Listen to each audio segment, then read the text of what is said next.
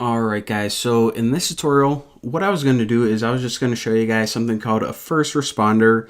And a first responder is actually pretty cool because it allows you to handle like items on the interface a little bit better and work with user interaction in a really cool way. And we'll get to that. But then I was like, you know what? In these examples, it's pretty dumb that we have to look at this layout because first of all, it's incredibly boring. And second, it's probably hard to learn on this because no app in real life looks like this and it doesn't really resemble anything that we would actually use. So instead, before I get to that tutorial, I decided to build a really simple interface that resembles kind of an app that we would use in real life. In other words, make an interface that isn't incredibly ugly. So already what I did is I made a blank Xcode project. I didn't add any code or any designs, as you guys can see. So before we get started, what we need to do is we need to import the images that we're going to use on this interface right here. So anytime you want to import images, hop over to this xcassettes file. And again, any assets, any image assets that you want to use in your project on your view, then you need to import them as Xcode assets. So that's technically what this file stands for. So what I did is before this tutorial, I just made a quick background, which is pretty much just a square. It's like a dark blue texture and also a logo real quick. And if you just want to grab any images from like Google Images, or if you design your own, then you can use those. But if you want these ones, then they're on the forum under the iOS development /Swift section. So download these. And another thing I want to mention, if you're using your own, make sure that you have ping images. Don't use JPEG or GIF or anything like that. And once you have two images that you can use, then just take them and drag them in the main asset section. So first of all, now they're imported. Now we can use them in our project on our interface, but I probably should mention this. You see how it says 1x, 2x, 3x? The reason for that is because technically whenever we're making an actual project, we should import images of different resolutions. Why do we need to do this? It's because Apple, they're making devices that always have better resolutions. For example, the new iPhones, they have this thing called Retina display, which is just a better screen. So for those, again, right now, just for like demoing everything, it's just gonna take these images and scale them to fit the screen. But if you ever actually sell an app on the App Store, then you actually want to import an image of different sizes so it can appear on different resolutions, maintain that quality. But for right now, this is good. Hop over to your main storyboard again. And before we start adding stuff to our interface, what I want to do is this. I want to get rid of my file navigator, so I'm going to click this button, and I'm going to open up this view right here. Now, in the main view, I'm going to hop over here and uncheck Use Size Classes. So uncheck that, disable size classes. So again, I know that this is kind of the cheating way, but the scope of this tutorial isn't really constraints, so we can cheat, do things the quick way. So now our storyboard resembles an iPhone, which I want. It'll be easy to demonstrate. All right, so let's finally get to it. How the heck do we add a background image? Well, the first thing we need to do is we need to add an image container. So if you just type in image, we can add an image view, which is pretty much an area that you can display an image. So if you take this and you drag it across, look what happens to the size of this.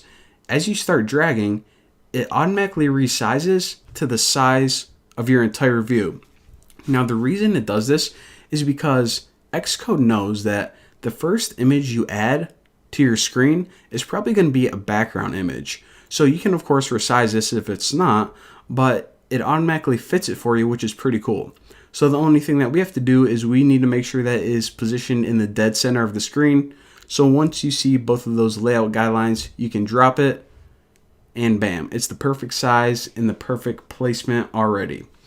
So what we can do from here is we can actually set this image view, which is just a container that can hold an image, to hold that blue background image. So to do that, once it's selected, click this little icon. This is the attributes, and is the image property. Select blue background or whatever file you're using. So that, check it out. It adds that background image. Pretty stinking awesome. So now what we can do is we can just add the logo. So of course we want to add another image view somewhere, I don't know, maybe somewhere around there. And the image for this is orange logo.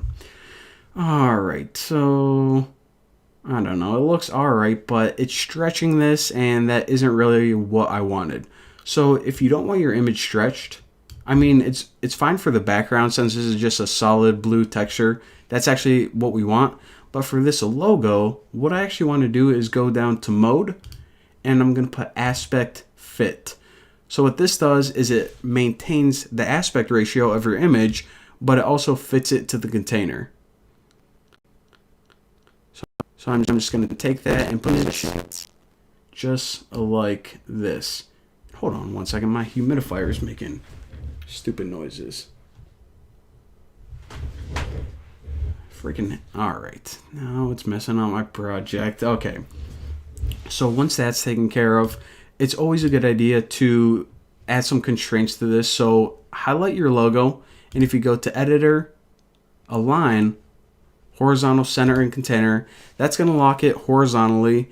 Now, of course, it's yelling at us because, as we know, whenever we position anything using constraints, it says, okay, you told me how to do it left and right, but now since you took care of the positioning, you have to tell me how to do it up and down.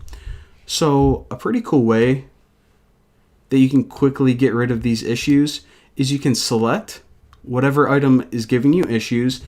If you go to the resolve issues icon, which is this triangle with, I don't know, that line behind it. I really don't know why they made that icon. Funny how things are. Anyways, what you can do is you can just have a really quick pop-up to resolve any issues or any warnings for how things are positioned. So this is kind of like the real quick and dirty way. But if you just go to add missing constraints, then it says, okay, whatever rules you're missing, then I'm just going to guess what you want to do, position, and I'm just going to add all those constraints for you real quick. So again, it added a whole bunch of rules. And of course, we can go back and tweak them if it didn't guess right. But for right now, looks good. Got rid of all those warnings. So right now, the only other thing I want to do is just run and test this and make sure that we are good so far. So, all right, check that out. We have a background image, and it is appearing exactly where we positioned it, horizontally and vertically. So now that we got that taken care of, we are ready to go on to the next tutorial and continue building this interface.